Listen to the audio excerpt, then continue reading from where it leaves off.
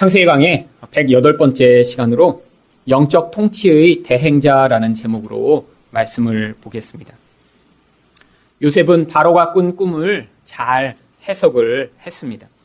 그런데 꿈만 해석한 것이 아니라요, 그 꿈에 담긴 상황에 어떻게 대처해야 될지를 지혜롭게 이야기를 했습니다. 요셉이 이야기한 이 제안을 잘 살펴보면 그 내용을 세 가지로 정리를 할 수가 있습니다. 첫 번째는 이 모든 상황에 대해서 책임지고 맡아서 관리할 수 있는 총 책임자를 한 명 세우라는 것입니다. 또한 두 번째는 책임자뿐 아니라 그 책임자를 도와서 함께 그 일들을 할 수 있는 그런 지역별 감독을 세우라라고 조언한 것입니다. 마지막으로 이 모든 일을 대비하여 각 지역마다 곡식을 모아놓을 그런 저장과 공급 창고를 세울 것을 제의한 것입니다. 이렇게 요셉이 제안을 했더니 37절에서 바로와 그의 모든 신하가 이 일을 좋게 여겼다라고 이야기합니다. 많은 사람들이 이 요셉이 이렇게 꿈 하나 잘 해석해서 갑자기 총리가 되었다라고 생각하는 경우가 있지만요, 이 모든 상황들을 미루어 보면 단순히 꿈만 해석해서 그렇게 된 것이 아닙니다. 꿈 또한 물론 바로와 다른 사람들이 해석을 할 수 없는 꿈이었죠. 그런데 그 꿈만 잘 해석한 것이 아니라요, 그 꿈에 나타난 그런 어려운 상황 가운데 어떻게 그것들을 해결할지 해결책까지 잘 제시한 것을 알 수 있습니다. 세상에는 사람들이 해결할 수도 없고요, 해석할 수도 없는 문제가 많이 있습니다. 그런데 이렇게 하나님의 사람이 세상 사람은 해결할 수도 해석할 수도 없는 그 모든 상황과 문제 가운데 해결책과 또 그 모든 것 가운데 해석을 바로 할 때, 그때 바로 이렇게 하나님의 통치를 확장할 수 있는 것입니다. 세상에 있는 이런 어려운 문제들, 어려운 상황들이요, 어떻게 보면 하나님의 백성에게는 기회가 되는 것이죠. 이 모든 어려운 상황들을 통해 하나님은 하나님 백성이 세상 가운데 하나님의 통치를 확장할 기회로 주고 계신 것입니다. 그렇다면 성도는 이런 모든 상황 가운데 어떻게 세상을 통치하게 되나요? 첫 번째로 하나님의 영으로 통치합니다. 38절 말씀입니다. 바로가 그의 신하들에게 이르되 이와 같이 하나님의 영에 감동된 사람을 우리가 어찌 찾을 수 있으리요 하고. 바로는 세상 사람의 대표입니다. 그런데 이 세상 사람이 요셉을 보고 하나님의 영에 이렇게 감동되는 사람이 없다라고 평가할 정도로 이 요셉에게서 놀랍고 특별한 모습이 나타난 것이죠. 그런데 어떻게 이런 평가를 받을 수 있었던 것일까요? 바로 창세기 41장 8절에 보시면 아침에 그의 마음이 번민하여 사람을 보내어 애굽의 점술가와 현인들을 모두 불러 그들에게 그의 꿈을 말하였으나 그것을 바로에게 해석하는 자가 없었다라고 한 것처럼, 여기 나와 있는 애굽의 점술가들, 현인들은 이 세상에서 전문가이며 또 지식적인 면에서 박사와 같은 사람들이라고 할 수 있습니다. 이들은 전문적으로 이 일들을 하는 사람들이에요. 또 가장 똑똑한 사람들이에요. 그런데 전문가들도 박사들도 해결할 수 없는 이 문제와 상황 가운데 전문가도 아니고 박사도 아닌 요셉이 그거에 대한 해결책과 해답을 제시함으로 그 상황을 통해 이게 요셉의 능력과 요셉의 특성이 아니라 하나님의 개입임을 드러냈기 때문입니다. 여러분, 세상에 얼마나 능력 있는 사람들이 많이 있습니까? 또한 세상에 얼마나 똑똑한 사람들도 많이 있습니까? 또한 세상에 얼마나 많이 과학이 발전했는지 지금은 100년 전에는 도저히 상상하지 못하던 그런 일들이 벌어지고 있지 않나요? 정말로 제가 어렸을 때 공상과학 그런 소설들을 보면 그런 읽었던 그런 내용들이 지금 실제로 벌어지고 있습니다. 사람이 타서 운전하지 않아도요, 차가 알아서 가고요. 하늘을 드론이 날아다니면서 물건을 배달하고요. 사람이 걸어다니면 하늘에서 다 보면서 그 사람이 어디 있는지 알 수 있는 그런 시대가 되었죠. 그런데 이렇게 세상에 능력이 많은 사람들이 많고 또 세상에 이렇게 과학이 발전했다고 해서요, 세상에 있는 모든 문제들을 다 해결할 수 있는 것인가요? 그렇지 않습니다. 여러분, 삶의 정말로 중요한 문제, 인간에게 정말로 꼭 필요한 문제는요, 이 세상의 능력과 세상의 힘으로는 절대로 해결할 수가 없습니다. 세상에 그런 문제가 어떤 것이 있나요? 첫 번째는 삶의 의미를 부여하는 것입니다. 여러분, 아무리 과학이 발전하고요, 아무리 사람들이 능력이 많아져도요, 이 인간의 인생 가운데 의미를 부여하는 것은 불가능한 것이죠. 그런데 인간은요, 삶의 의미를 잃어버리면 더 이상 살 수 있는 능력을 상실하게 됩니다. 여러분, 아무리 돈이 많아도요, 아무리 똑똑해도요, 내가 왜 살아야 되는지를 알지 못하는 사람은 그거는 더 이상 이 세상에 존재할 수가 없는 것이죠. 그런데 과학으로는요, 이것에 대한 해답을 줄 수 없는 것입니다. 물질 문명이 발전하고 사람들이 똑똑해졌는데 이 삶의 의미를 잃어버려서 사람들이 자살한 사람들이 늘어나고 있고요. 또한 삶의 의미를 찾지 못하니까 다른 쾌락에 자기 인생을 방임하고 중독에 휩쓸려 살아가는 사람들이 얼마나 많은가요? 세상 가운데 있는 많은 사람들이 의미를 알지 못하기 때문에 이렇게 고통하고 살아가는 것입니다. 또한요, 과학이 발전해도 해결을 못하는 문제가 온전한 관계를 맺도록 만드는 일은 이 과학과 세상의 능력으로는 불가능한 것이에요. 왜 온전한 관계가 이 세상의 능력으로는 불가능하죠? 온전한 관계는요, 죄가 해결돼야지만 맺을 수 있는 관계이기 때문입니다. 여러분, 이 죄는 세상이 해결할 수 없는 문제예요. 우리 영혼 안에 있는 이 죄로 말미암는 이기성 때문에 그래서 우리 인간 관계가 파괴되고요. 사랑하려고 결혼하고 사랑하려고 같이 만나는데 그 안에서 갈등이 벌어지고 문제가 발생하고 있는 것이죠. 여러분, 그래서 과학이 발전하고요, 세상이 풍요해질수록 가족이 더 깨지고 고통하는 경우들이 더 많이 있습니다. 자녀를 사랑의 대상으로, 온전한 용납의 대상으로 보지 못하고요, 자기 욕심을 이룰 대상으로 바라보며 자녀를 파괴하는 부모들.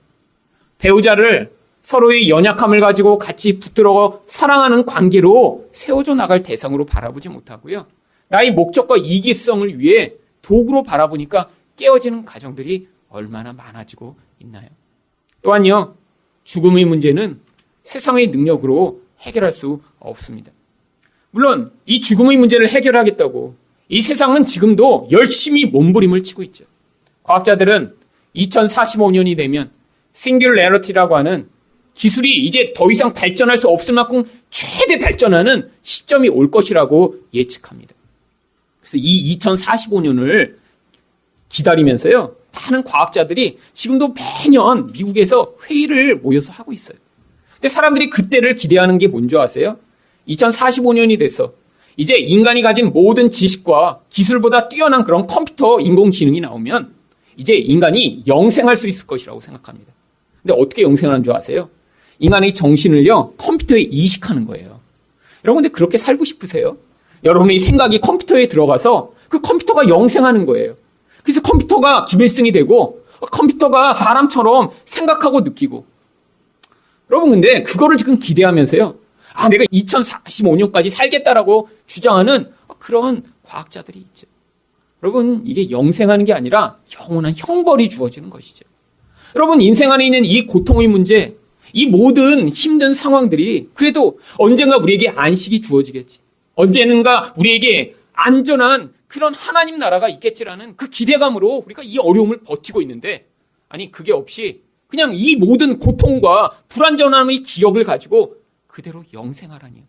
여러분, 이것은요, 가장 무서운 저주가 될지도 모르는 것입니다. 여러분, 사람들은요, 세상에서 이렇게 열심히 행복하게 잘 살아보자 몸부림치고 있지만요, 고통이 오히려 더 증가되고 있어요. 이게 세상의 현실입니다.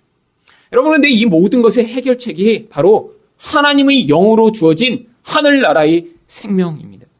여러분, 우리가 이렇게 하나님의 영을 충만히 받아 우리 삶의 목적이 우리 자신이 아니라 영생하시는 하나님, 온전하신 하나님에게 두어야 우리는 우리 자신에게 인생의 의미를 두고 사는 그 불완전한 상황에서 벗어날 수 있는 것이에요. 여러분, 사람은요, 온전한 것에 자기 삶의 의미를 두어야 우리 삶도 온전해질 수 있습니다.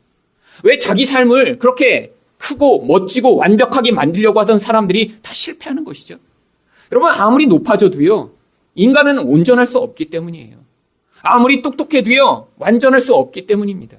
그러니까 자기 인생에 그 모든 인생의 목표를 두면요, 결국 실망하고 낙심하고 망가지는 것이죠. 여러분 그런 경우 많은 경험하시잖아요. 주변에서 어떤 멋진 사람이 있어요. 야, 저 사람이면 정말 굉장히 훌륭한 것 같다. 아니 내가 이렇게 약한 부분에 대해서 저 사람은 정말 아주 탁월하고 완벽한 것 같아. 근데 그 사람에게 가까이 다가갔더니요 완벽하지가 않잖아요. 그렇죠? 인간이 어떻게 완벽할 수 있겠어요? 그러니까 그렇게 잘못된 기대를 가지고 누군가에게 다가가면요 더 많이 실망합니다. 더 많이 고통하죠. 근데 우리 하나님은 그러시지 않다라는 거예요. 우리 하나님은요 이 역사를 통해 그분이 어떠신 분인가 우리에게 증명해 주셨습니다. 그분은 완벽하신 분이세요. 전지하신 분이세요. 전능하신 분이세요. 그러니까 그 완벽한 하나님에게 우리 삶의 목표를 두고 그분을 기쁘시게 하는 일에 우리 삶의 이유를 두고 살아간다면 우리는 절대로 낙심하지 않을 것이고 실망하지 않을 것입니다. 여러분 그런데 성령을 받지 않은 사람은요 하나님을 우리 삶의 중심에 둘 수가 없어요. 왜죠? 영이신 하나님을 받아들일 수가 없기 때문이에요. 여러분 성령을 받은 사람만이 우리 하나님이 살아계시며 우리 삶을 주관하시며 우리 삶은 이렇게 구멍투성이고 불완전하지만 결국 완전케 하실 것임을 믿고 살아갈 수 있는 것입니다. 이 땅의 삶에서는 우리가 이렇게 넘어지고 우리 삶에서는 늘 문제가 끊이지 않지만 결국 그 완전하신 하나님이 우리에게 우리가 갈 곳을 예비하고 계시며 그곳에서는 더 이상 눈물도 슬픔도 없는 곳이 우리를 기다리고 있다는 그 믿음 안에 이 세상에서 우리가 열심히 살아갈 수 있는 거예요. 여러분 그 삶의 목적, 그 삶의 의미가 우리 안에서 사라지면요 우리 또한 이 땅을요 쾌락을 위해 살아가고요 나의 현재적 즐거움을 위해 살아갈 수밖에 없는 존재로 전락해버립니다. 여러분 그러면 더 고통이 찾아오고요 더 허무해지는 거예요. 성령을 받은 사람만이 이 현실 가운데 눈을 돌려 그 하나님과 하나님 나라를 바라보며 살아갈 수 있는 진짜 의미를 가지고 살아갈 수 있는 것입니다.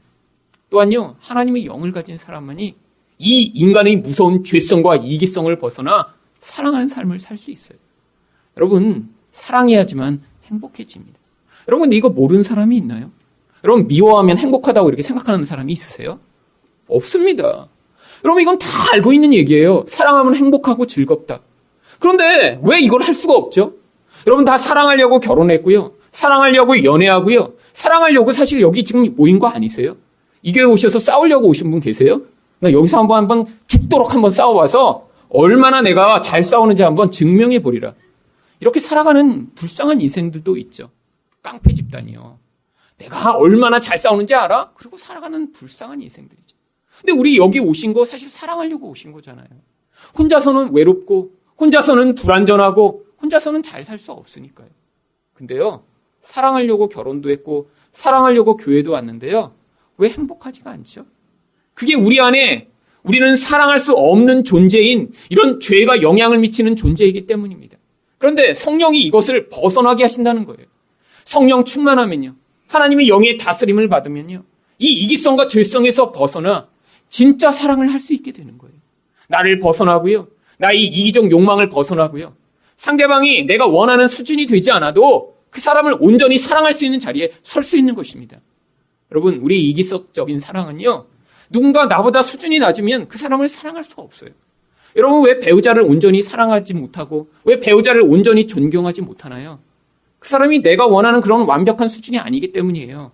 늘 배우자가 나보다 못하다고 생각하기 때문이죠. 뭔가 모자란 모습이 있는 거예요. 왜? 가까이 다가가니까 모자란 모습이 얼마나 많겠습니까? 여러분 인간은요 그 모자란 모습을 보면서도 여전히 품고 사랑하고 존경할 수가 없는 존재예요. 그게 이기성입니다. 어떤 완벽한 존재여야지만 나보다 탁월해야지만 그 능력이 증명돼야지만 내가 사랑하겠다. 이게 우리의 기본적인 마음이죠. 그런데요 성령은요 우리 안에서 그런 이기성을 꺾으시고 우리보다 모자라도 우리보다 연약해도 나와 같은 수준이 아니어도 그를 받아들일 수 있는 그런 능력을 우리에게 주시는 것입니다. 아직 그 능력이 우리 안에 나타나고 있지 않다면요 여러분의 자아가 너무나 강력하고 너무나 왜곡돼서 하나님의 영이 여러분의 지금 그 자아를 싸우고 계시기 때문에 아직 그 영의 영향력이 여러분 안에서 강하게 나타나고 있지 않기 때문에 그런 삶을 살아가고 있는 거죠. 여러분 그렇게 다른 사람을 온전히 사랑하지 못하면 그게 행복한가요? 아니요. 그러면 고통이 찾아오는 것입니다. 같이 살면서 불편하고요. 힘들고요. 벗어나고 싶고요. 이 땅에서 지옥과 같은 삶을 맛보게 되는 것이죠. 또한요. 성령으로만 이 죽음의 공포를 벗어날 수 있습니다. 여러분, 세상 사람들은요, 이 죽음의 공포가 얼마나 강한지요. 이 죽음을 앞에 두고 있는 그 불쌍한 사람들을 놓고 장사하는 사람들이 얼마나 많은지 모릅니다. 여러분, 이 대학병원에 한번 가보세요. 그 중에 예를 들면 피부병 센터 이렇게 하고 큰 건물을 지어놓은 경우는 없습니다. 근데 대학병원마다 가면요, 그 대학병원 크기만은 엄청난 크기 또 다른 단독 건물이 지어져 있는 경우들이 굉장히 많아요. 근데 그 건물들이 다 어떤 용도인 줄 아세요? 다 암센터입니다. 암센터. 아니, 왜 딴 거는 안 그런데 왜 암센터만 그렇게 엄청나게 크게 지어놓고 거기서 따로 환자를 받죠? 암 환자들은요, 돈을 다 쓸 수 있으니까요. 자기 가진 모든 것을 그 암을 벗어나는 일 외에 전부 희생할 수 있으니까요. 왜요? 죽음에 대한 공포가 너무 크니까요. 이 주사 한 번만 맞으면 한 달 더 생명 연장할 수 있어요. 그러면요, 그게 1,000만 원이건 2,000만 원이건 낼 수 있는 것들이 그게 바로 죽음 앞에 두려워하는 세상 사람들의 모습입니다.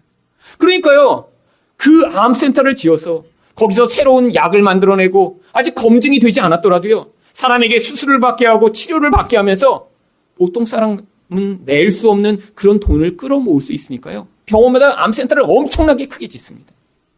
여러분, 근데 생명이 위급한데 안 쓸 수가 있을까요? 당연히 쓰죠. 그리고 그 약을 쓰면 산다는데 안 쓸 수가 있을까요? 여러분, 이게 세상 사람들의 모습이죠. 여러분, 죽음 앞에서 모든 것들을 포기하는 것입니다. 여러분, 그런데요, 이 두려움을 다른 것으로는 벗어날 수가 없습니다. 우리에게 이 두려움을 벗어나게 만드는 유일한 힘은요, 바로 성령으로 말미암아 하나님 나라가 우리 눈에 열리게 돼야지만 이 두려움에서 벗어날 수 있는 거예요. 여러분, 하나님 나라 눈에 안 보입니다.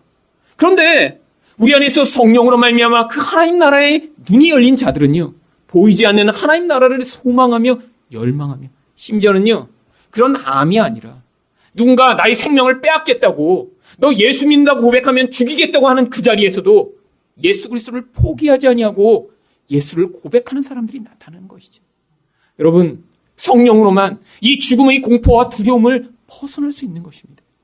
여러분, 세상은요, 이런 두려움에 사로잡혀서 살아가고 그 문제 가운데 고통하고 있는 것입니다. 여러분, 우리가 성령 충만해, 우리 안에서 이렇게 요셉처럼 그렇게 하나님의 영에 충만한 감동 가운데 살아가게 되면요, 우리 또한 우리 인생 가운데 닥친 이 모든 상황과 문제들을 해결할 수 있는 능력이 생기고요, 우리 주변에서 고통하는 많은 사람들을 돕고 섬길 수 있는 그런 하나님의 사람으로 세상 가운데 통치를 확장하게 되는 것입니다. 우리 주변에는 얼마나 이런 사람들이 많이 있나요? 삶의 의미를 찾지 못해 중독에 빠져 있는 사람들, 가까운 관계가 다 깨어져서 고통하는 사람들, 죽음 앞에 두려워 벌벌 떨며 살아가는 사람들, 이 모든 사람들 앞에 여러분이 하나님의 영으로 말미암아 진정한 통치와 섬김을 베푸는 여러분이 되시기를 예수 그리스도 이름으로 축원드립니다. 두 번째로, 성도는 어떻게 세상을 통치하게 되나요? 영적 지혜로 통치합니다. 39절 말씀입니다. 요셉에게 이르되 하나님이 이 모든 것을 내게 보이셨으니 너와 같이 명철하고 지혜 있는 자가 없도다. 참 신기한 일입니다. 세상의 왕 바로가 이 요셉을 하나님의 지혜가 충만한 자, 하나님의 명철이 충만한 자라고 인정을 하게 되다니요. 여기서 명철이라고 번역된 히브리어 비는 원래 두 가지 상황을 분별하는 능력을 이야기합니다. 여러분, 세상에서 이렇게 분별이 필요한 때가 얼마나 많이 있나요? 선과 악을 구분하고요, 중요한 것과 중요하지 않은 것을 구분하고요, 진실과 거짓을 구분해야 되는 그런 때, 이때 필요한 것이 바로 명철이라는 거예요. 그런데 여러분, 우리가 이 명철을 우리 힘으로는 가질 수 없는 것입니다. 당장 하루아침에 무슨 일이 벌어질지 모르는데 우리가 어떻게 이런 명철을 하게 우리 인생 가운데 결정을 해나갈 수 있겠어요? 여러분, 결혼을 앞두고 왜 사람들이 고민을 많이 하는 거죠? 여러분, 남자보다 여자가 훨씬 고민이 많더라고요. 그러면 여자들이요, 불안한 거예요. 이 사람한테 내 인생을 맡겨도 되나? 이 사람이 정말로 내 인생을 그렇게 책임져 줄 수 있을까? 여러분, 세상 남자들이 그렇게 책임져 줄 수 있다고 생각한 자체부터 벌써 전제가 잘못된 것입니다. 여러분, 전제가 잘못되어 있으니까 계속 불안하죠. 그리고 현실은 어때요? 안 된다는 거 경험하는 거죠. 그게 바로 분별이 그래서 필요한 거죠. 그러니까 고민하는 것입니다. 왜? 미래를 알지 못하니까요. 여러분, 하나님이 그런데 우리에게 약속을 주시는 거예요. 성령으로 충만한 자에게는 네가 이걸 선택하면 그거는 꽝이 아니고 늘 잘 될 거야가 아니라 하나님 백성에게 실패하던 성공하던 네가 어떤 선택을 하던 너 인생에 내가 너와 함께하여 그 모든 과정이 내가 목적한 하나님 나라의 선을 이루는 결과로 만드실 것이다라고 우리에게 약속하고 계신 거예요. 여러분, 그 하나님의 약속을 믿고 우리가 어떤 선택이든 해나가며 걸어갈 수 있는 것입니다. 나에게 혹시 불행이 닥쳐오더라도 이 선택이 하나님이 목적하신 계획을 이루어나가는 것이구나 라고 믿음으로 선택하며 내 인생 가운데 불안하고 미래가 잘 보이지 않을 때에도 하나님이 내 인생의 주인이시니 우리 주님이 나를 인도하시고 채워주시옵소서라고 믿음으로 결정해 나갈 수 있는 거예요. 여러분, 결혼을 앞두고 있는 신부나 신랑이라도 이 사람이 나를 온전케 해줄 거다, 이 사람이 나를 책임질 거다라는 마음으로 결정하는 게 아니라 우리 하나님이 주인이시고 이 모든 과정을 통해 하나님이 반드시 그의 선한 뜻을 이루어나가시겠지라는 믿음으로 선택해 나갈 때 여러분이 이 땅에서 이런 불안한 이런 혼란스러운 세상 가운데 바른 선택을 해 나갈 수 있죠. 그런데 또한 이런 분별력인 명철과 함께 필요한 것이 지혜입니다. 이 지혜라는 단어는 성경에서 호크마라고 하는 단어를 번역한 것인데요. 성경에 나오는 지혜라는 단어를 대부분 번역한 것이 이 호크마입니다. 근데 이 호크마라고 하는 이 단어는요, 이 눈에 보이는 세상을 살아갈 때 눈에 보이지 않는 하나님의 시각으로 이 세상을 바라볼 수 있는 능력을 이야기하는 거예요. 여러분, 세상에서 우리가 왜 힘든 거죠? 바로 눈에 보이지 않는 하나님의 시각을 갖지 못해서 힘든 것입니다. 아니, 거기에 하나님의 뜻이 있다는 걸 알게 된다면, 거기에서 하나님의 목적이 무엇인지 알게 된다면, 아니, 하나님이 어떤 더 큰 계획을 가지고 계신지 알게 된다면 이렇게 힘들지 않겠죠. 여러분, 그런데 하나님의 영으로 그 안에서 그것을 우리가 믿음으로 바라볼 수 있으며 보이지 않는 것들을 바라보며 걸어가는 그 능력이 바로 호크마, 지혜라는 것이에요. 여러분, 우리 교회에 닥친 이 모든 상황에도 우리가 필요한 것이 바로 이 두 가지입니다. 우리가 바르게 선택할 수 있는 그 분별력, 또한 이 모든 상황적으로 보면 굉장히 나쁜 상황이지만 눈에 보이는 이 상황을 통해 하나님의 어떤 영적 계획과 목적과 그 미래적인 하나님의 뜻이 있는지 우리가 그것을 알아 걸어갈 수 있는 그런 능력이 우리에게 필요한 것이죠.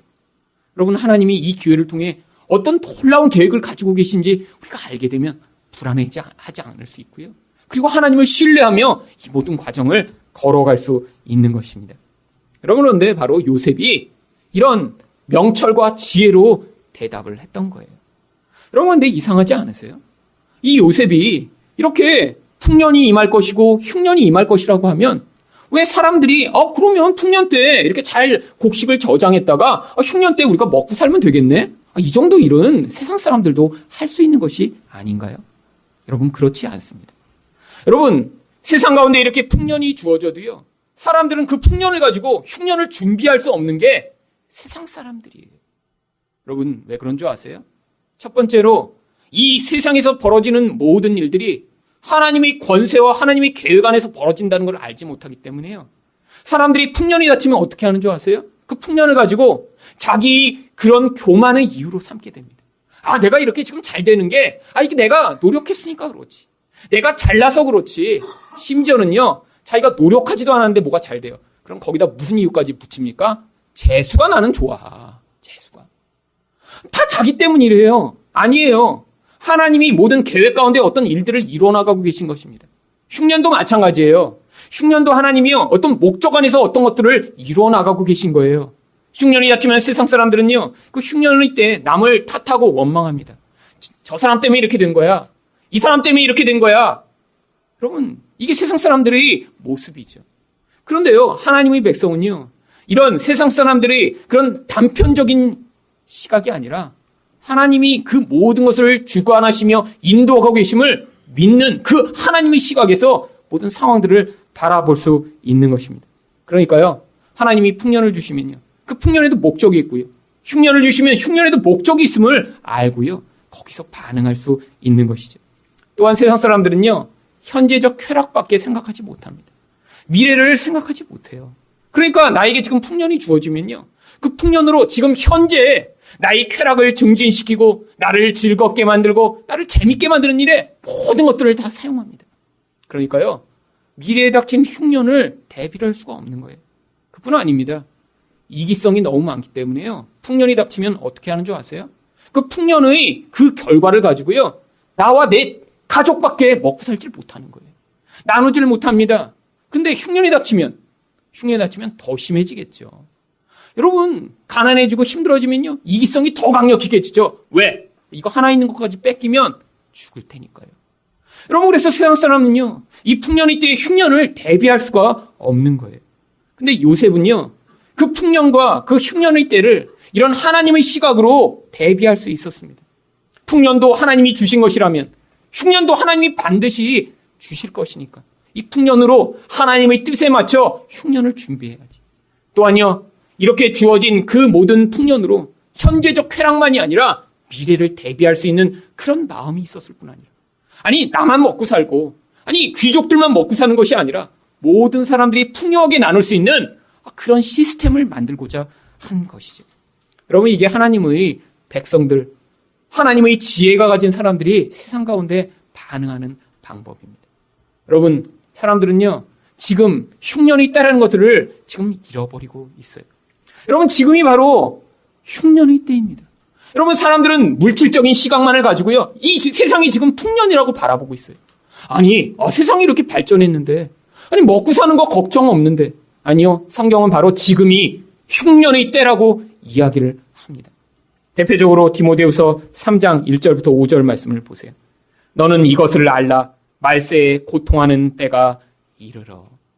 여러분, 말세가 언제입니까? 바로 지금이 말세예요. 예수님의 초림부터 재림까지의 이 시간, 이때가 고통하고 힘들어하고 아주 정말 고난이 많은 때래요. 바로 지금이 흉년의 때라고 하는 그런 이야기입니다. 근데 이때 무슨 일이 벌어지죠? 2절 말씀부터 보세요. 사람들이 자기를 사랑하며 돈을 사랑하며 자랑하며 교만하며 비방하며 부모를 거역하며 감사하지 아니하며 거룩하지 아니하며 무정하며 원통함을 풀지 아니하며 모함하며 절제하지 못하며 사나우며 선한 것을 좋아하지 아니하며 배신하며 조급하며 자만하며 쾌락을 사랑하기를 하나님 사랑하는 것보다 더하며 경건의 모양은 있으나 경건의 능력은 부인하니. 여러분, 여기 나와 있는 이 구절들 익숙하지 않으세요? 여러분, 자신에게 정말 적용해 보실 수 있지 않나요? 아니, 여러분, 자신은 이렇게 이기적이라 나에게는 적용하기는 쉽지 않아도요, 여러분 남편을 여기다 대비하고 여러분 아내를 집어넣으면 여러 개가 걸릴 거예요. 아니, 남편도 아내도 적용하기 약간 불편하시다면 당장 시어머니, 시누이를 여기다 집어넣어 보세요. 전부 걸려요, 전부. 그렇지 않아요? 원망하고 비방하고 돈을 사랑하고 싸납고. 아니, 교회에서도 늘 보는 모습 아니에요? 이게 우리에게 닥친 흉년의 모습입니다. 이게 우리를 얼마나 고통스럽게 만드나요? 여러분, 배는 부른데, 우리 정말 육신은 기름진데, 우리 가운데 이런 영적 흉년이 닥치니까요, 삶이 너무너무 고통스러운 거예요. 사람을 만나는 게 고통스럽고요, 결혼을 하는 게 두렵고요. 그러니까 사람들이요, 아예 이제는 결혼을 하지 않기로 생각하는 사람들이 점점 늘어나고 있는 것이죠. 여러분, 그래서요, 이 시대를 성경은 흉년의 때라고 이야기하고 있는 것입니다. 요한계시록 9장 3절부터 5절 말씀을 보세요. 또 황충이 연기 가운데부터 땅 위에 나오매 그들이 땅에 있는 전갈의 권세와 같은 권세를 받았더라. 여러분, 고대에 황충, 메뚜기 떼가 한번 지나가면요, 그 모든 농사는 다 끝장이었습니다. 메뚜기 떼가요, 푸르른 모든 초목을 다 갉아먹어 버렸거든요. 흉년이 시작되는 거예요. 아니, 열심히 농사를 지었는데 먹을 게 하나도 없는 고통의 시대. 근데 성경이요, 바로 이때가 황충이 몰려와 사람들이 모든 즐거움과 만족과 행복을 앗아가 버리는 그런 때라고 이야기하고 있는 것입니다. 지금이 황충이 오고 있는 때예요. 근데 황충이 어떻게 세상에 임하죠? 5절입니다. 그러나 그들을 죽이지는 못하게 하시고 5달 동안 괴롭게만 하게 하시는데 그 괴롭게 함은 전갈이 사람을 쏠 때에 괴롭게 함과 같더라. 사람들이 괴로워서 죽을 것처럼 만든대요. 살아는 있지만 죽지 못해 살아가는 사람들을 잔뜩 만들어내는 거예요. 어떻게 해요? 전갈이 쏘듯이요. 황충이 쏜대요. 아니 유전 변이로 말미암아 이상한 놈들이 나타나는 건가요? 아니에요. 여기 나오는 이 황충은요. 영적인 그런 현상을 이야기하는 것입니다. 이 현상에 대해 바울 사도는 디모데전서 6장 10절에 이렇게 이야기합니다. 돈을 사랑함이 일만 악의 뿌리가 되나니 이것을 탐내는 자들은 미혹을 받아 믿음에서 떠나 많은 근심으로써 자기를 찔렀도다. 여러분 황충에 쏘이는 것보다요. 이렇게 자기 안에 있는 돈을 사랑해서 그 근심으로 말미암아 스스로를 찌르는 이 시대의 사람들의 모습, 이게 바로 영적인 심판이며 영적인 흉년이라는 것이죠. 여러분 사람들이 다 지금 그렇게 살아갑니다. 자기를 사랑하고 돈을 사랑하고요. 그래서 결국엔 근심과 걱정으로 자기를 찌르며 고통하는 이 시대의 사람들의 이런 모습들. 여러분 돈이 많은 사람들은 그래서 걱정이 없나요? 아니요. 욕심이 얼마나 더 많이 파괴하는지 우리는 신문을 열 때마다 봅니다. 아니 그럼 가난하면 이렇게 모든 황충의 심판으로부터 자유케 되나요? 아니요. 가난하면 가난한 대로 더 많이 부러워하고 더 많이 고통하면서 스스로를 찌르고 있죠. 며칠 전에 신문을 보니까 금영이라고 하는 노래방 반주기 회장님이 구속이 되셨더라고요. 한국에 여러분이 노래방을 가셨으면 이 금영 노래방 반주기를 가지고 다 한 번씩 노래를 불러보셨을 것입니다. 왜냐하면 이 금영 노래방 반주기가요. 한국 노래방과 전 세계 노래방의 70%에 이렇게 차지하는 엄청난 아주 독점 기업이더라고요. 한국에 노래방 기업이 여러 개가 있었는데 다 망하고요. 딱 2개만 있다고 합니다. 하나는 이 금영이라는 회사랑 또 하나는 태진 미디어라는 회사가 이렇게 70% 30%를 차지하고 있대요. 그래서 전 세계 노래방이 있는 곳이면 이 금영 노래방 기기가 다 보급이 됐다고 합니다. 대단한 회사죠. 일본 기업도 다 이기고요. 그리고 전 세계 아주 독점적인 이런 지위를 가지고 있어요. 근데 이 금영 노래방 회장님인 김 회장님이 욕심이 생긴 거예요. 70%가 아니라 내가 100%를 가지고 싶다. 100%를. 그래갖고요. 이분이요. 이 다른 회사, 이 태진 미디어의 그런 주식도 다 인수하고자 이제 그 작업을 시작하신 거예요. 근데 자기가 다 인수하면 이게 독점 기업이 돼서 이제 문제가 생길 테니까 이걸 그냥 정식적으로는 인수할 수가 없어서 기업 사냥꾼이라고 불리는 한 변호사를 이제 상담을 했다고 합니다. 그랬더니 이 변호사가 다른 기업에 투자하는 것처럼 해서 그 회사가 이 회사를 인수하면 될 거라고 얘기를 해준 거예요. 그럼 그렇게 하자고 그래갖고요. 이 변호사한테 170억 원을 현금으로 줬대요. 이걸 인수해달라고. 그런데 이 다른 태진 미디어라는 회사가 안 팔겠다고 그런 거예요. 끝까지 우리는. 우리는 팔 이유가 없다고. 절대 안 판다고. 그런 동안에 돈을 받아갔던 이 변호사가 그 돈을 가지고 딴 데다 투자해갖고 돈을 다 날린 것입니다. 나중에 돈을 달라고 그랬더니요. 돈이 없다고 그런 거예요. 그럼 막 이제 어떻게 해야 되냐고 막 그랬더니 자기가 또 다른 기업을 인수해갖고 그 기업을 인수하면 거기서 나오는 돈으로 이 모든 걸 다 갚을 수 있다고 또 한 거예요. 그래갖고 돈을 조금만 더 투자하시면 된다고 그래갖고요. 또 다른 기업들을 인수하는데 또 몇백억 원을 그러다가 투자하기 시작한 거예요. 결국요. 그렇게 인수하는 회사들이 다 망하면서 올해 이 금영 미디어 이 노래방 회사가요. 파산했습니다. 결국 이 금영 미디어 이 회장님이요. 엄청 부자인가 봐요, 원래요. 이 용산에도 뭐 300억대 건물이 자기 거고 막 이렇게 돈이 많았는데요. 결국 그렇게 돈을 쏟아붓다가 결국에는 다 망한 다음에요. 회사 돈을 200억 원을 횡령한 죄로 지금 감옥에 갔습니다. 금영 이 노래방은요. 딴 회사에 팔려서 지금 딴 회사가 여전히 같은 이름으로 장사를 시작했다고 하더라고요. 여러분 이 회장님 하나만이 문제인가요? 그 회사에 딸린 수없이 많은 직원들이 이 과정으로 얼마나 고통받을까요? 아니 이전에 잘 나가고 있었는데 이전에 정말 그렇게 성공하고 있는 것처럼 보였는데 인간 안에 있는 이 무서운 욕심 세상에 있는 노래방 거는 다 내 거야 라는 이 욕심이 자기를 파괴하고 남을 파괴하게 만든 것이죠. 여러분 이게 세상의 현실입니다. 아니 우리의 현실이기도 하고요. 여러분 이런 욕심 가운데 우리를 자유케 하는 것이 무엇입니까? 바로 이 현실만이 아니라 하나님 나라를 바라볼 수 있게 만드는 그런 하나님 나라의 지혜밖에 없는 것입니다. 마지막으로 성도는 어떻게 세상을 통치하게 되나요? 왕의 권세로 통치합니다. 40절과 41절 말씀입니다. 너는 내 집을 다스리라. 내 백성이 다 내 명령에 복종하리니 내가 너보다 높은 것은 내 왕자뿐이니라. 바로가 또 요셉에게 이르되 내가 너를 애굽 온 땅의 총리가 되게 하노라. 여러분, 바로 이 모든 과정을 통해 요셉이 총리가 됩니다. 그런데 이 요셉은요, 단번에 이렇게 총리가 된 것 같지만요, 평생토록 그가 그 총리 자리에 서기 위해 준비되어 온 사람이었어요. 여러분, 노예로 팔려가서는요, 한 지부의 그 모든 상황들을 책임지는 총무가 돼서 거기서 섬깁니다. 감옥에 들어가서는요, 노예의 신분으로요, 그 죄수들을 섬기고 돌보는 일을 하죠. 나중에요, 그래서 성경이 뭐라고 얘기합니까? 맨 처음에 너는 내 집을 다스리라. 마치 바로의 집을 다스리는 총무처럼 이 요셉이 서게 되었다는 거예요.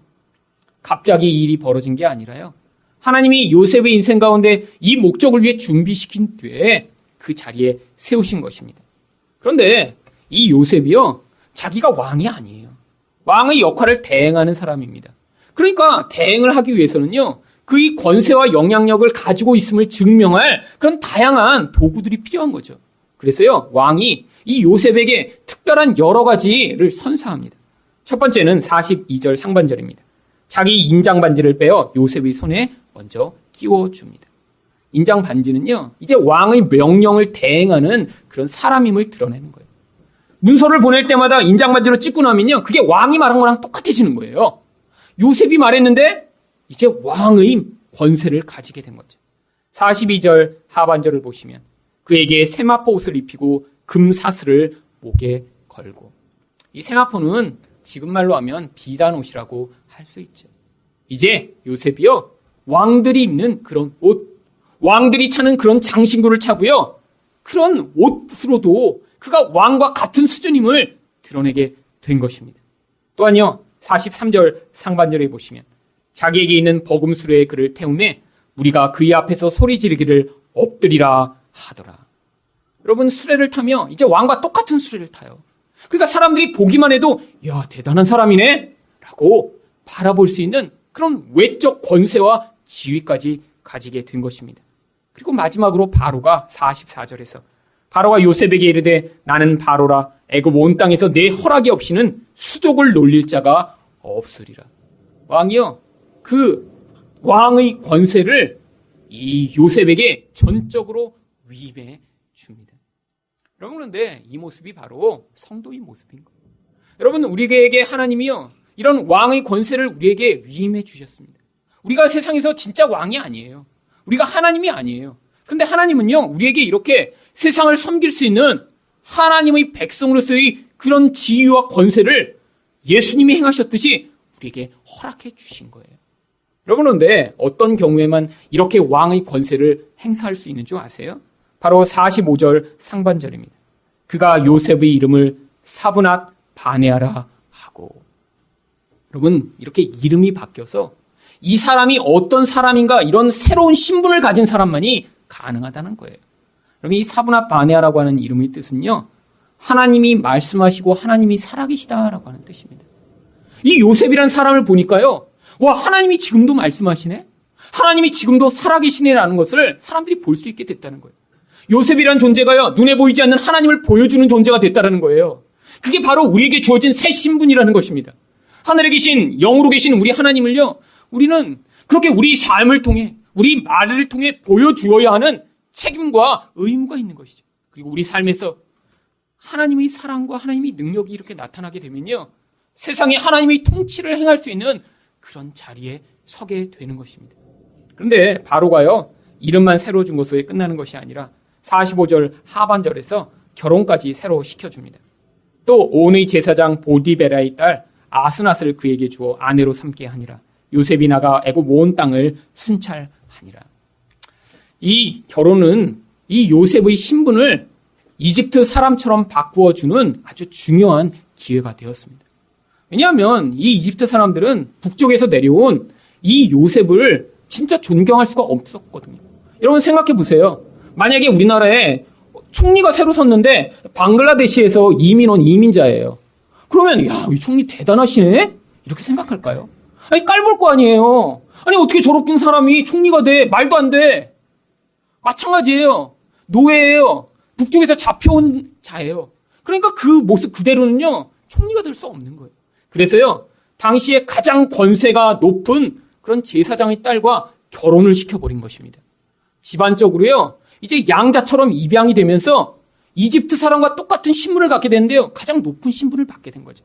그래서요, 여기 나와 있는 이 온의 제사장 보디베라는 당시에 있던 제사장 중에 가장 높은 제사장이었을 것이라고 추측이 됩니다.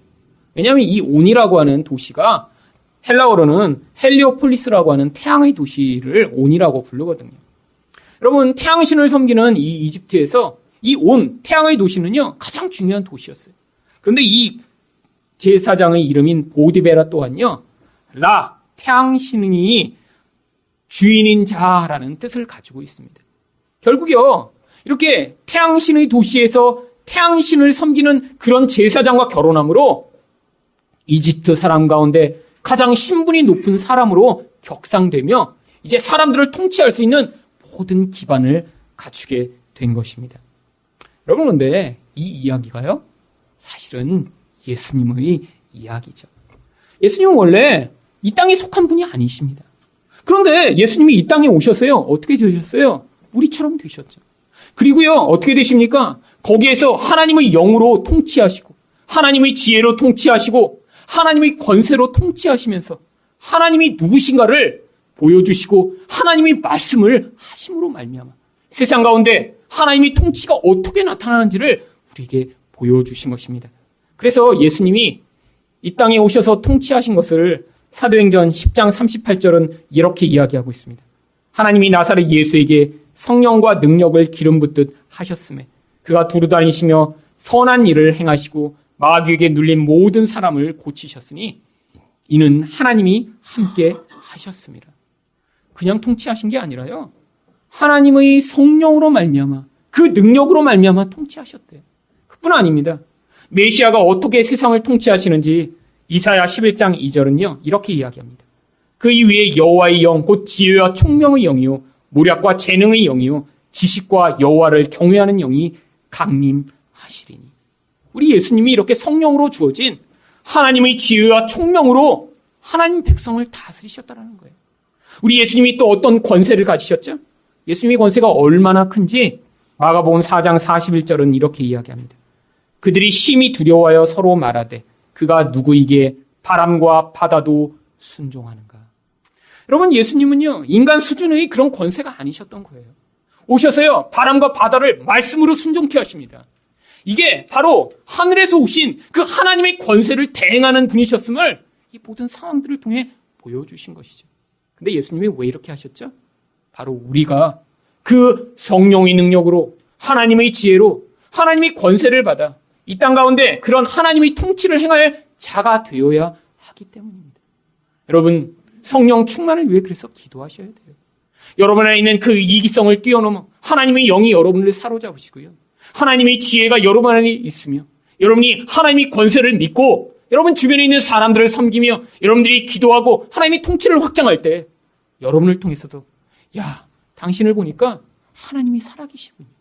당신을 보니까 여전히 하나님이 지금도 말씀하시군요 라는 그런 사람들의 반응을 만들어낼 수 있는 그런 하나님의 사람으로 이 어두운 시대, 이 흉년의 시대 가운데 사람들에게 하늘나라의 생명의 떡을 공급하는 여러분이 되시기를 예수 그리스도 이름으로 축원드립니다.